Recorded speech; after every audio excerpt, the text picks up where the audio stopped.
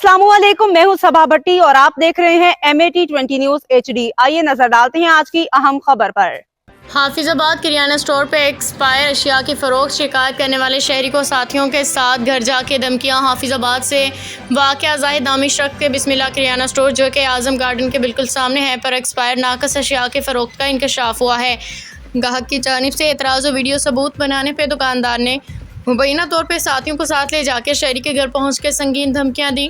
मुतासरा शहरी के मुताबिक जब इसने दुकान से नाकस अशिया खरीदने पे एतराज़ किया और वीडियो बनाई तो बादिज़ा दुकानदार ने साथियों के साथ ले जाके घर का रुख किया और दबाव डाला कि वीडियो फौरी तौर पे डिलीट कर दी जाए। बसूटे दीगर संगीन नताइज की धमकियाँ दी। शहरी का कहना है कि एक तरफ दुकानदार मुजरे से अशिया फरोख्त कर रहे हैं, दूसरी तरफ अपनी गलती छिपाने के लिए असर और रसूख का इस्तेमाल करके आम शहरियों को हिरासा किया जा रहा है, जो निहायत काबिल मज़म्मत है। मुतासरा शहरी ने आला हुकाम ज़िला इंतज़ामिया महकमा फूड अथॉरिटी से फौरी नोटिस लेने और दुकानदार के खिलाफ सख्त कार्रवाई का मुतालबा किया है।